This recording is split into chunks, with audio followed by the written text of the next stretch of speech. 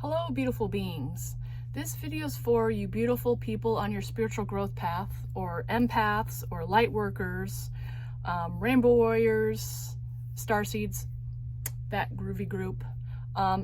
When you are in your shadow and your light energy, I want to kind of just share with you insights of going through those different processes, because we all know that we have this process of going through the light and the shadow, light and the shadow. So if you are a little confused on how that works, or you want a little bit of knowledge on the energy flow of that to help ease your awareness, to help move with the energy a little bit more gracefully, then this is the video for you.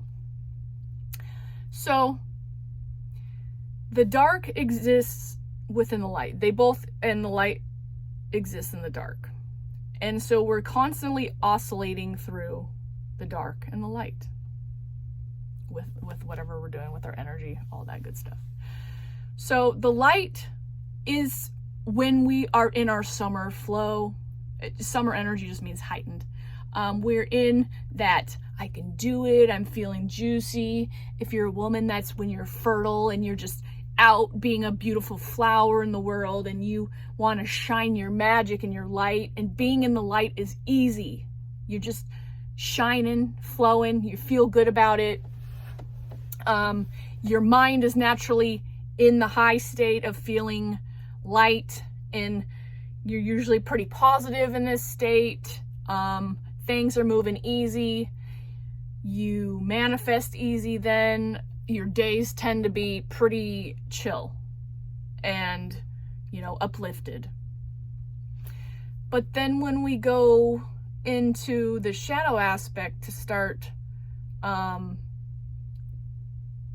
shedding light on our next round of light to pop out on the other side, that is when we get to double down and do the real work. That is the time when we ground ourselves and mold ourselves into where we want to go, what we're doing. Because when we're in the shadow, we have to hold the light in there even when we don't feel it. We just have to know it's there. So when I'm struggling in my emotions, granted, sometimes they do overtake me. I'm working on that. It's a huge goal, is to control my emotions and not let them just react and snatch out there and whack somebody. My goal is to be in emotional intelligence and emotional awareness of my emotions and have complete, control of them. And instead of reacting, I respond. But, as I'm working towards that, it's still not quite perfect. And so in those moments, I don't always have my light to hold on to, but when I become aware that I'm in that spot, when my awareness comes back to me, then I can start shedding that light. I can be like, okay, Tanya, I know you're upset and you're irritated right now, so I'm just gonna let it exist, and I'm gonna relax my body and be into it. So I'm gonna put myself in my body and let myself feel it. So that's me bringing the light in to help me process my shadow, my energy right there, alchemize it. When you're in the fear energy, that is a good time to speak life over yourself, to pray for yourself. Even when you're stuck in the shadow part, you still get to bring that little bit of light in and shed it on what you're going through. If you have negative thoughts about yourself, you can just start a rampage of gratitude on that and be like, Great Spirit, thank you so much for these thoughts that I'm now transforming into love and light for myself. I have nothing but love and light for myself. I'm so beautiful. Regardless of what thoughts are going on in my mind right now, I know I have myself taken care of. I know I'm beautiful. I know I'm powerful. I know I'm great. I know I'm worthy. You see what I'm saying now? Now you're speaking, you're shedding that light onto that shadow aspect of yourself, what you're moving through. If you're pissed off and you know it and you're aware of it, get yourself in a dark room and read a book, or focus on being quiet, or meditate. That's how you get to hold the light for that, is to let it process and move through your body without letting it consume you. Because the more you can get into the habit and awareness of allowing these shadow aspects to move through us, the more graceful it's going to be. The more you're utilizing that little bit of light while you're in the dark. So we're going to do that. Let's see. Is there anything else here? When you're in your shadow, that is when you're cultivating your next round of light. You're shedding the next round of light.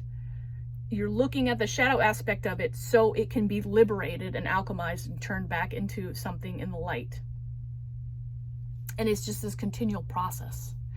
And the more that you can learn how to step into this oscillating cycle in neutrality, in non-judgment for yourself or others, the more it's going to diminish the energy of the duality of experiences.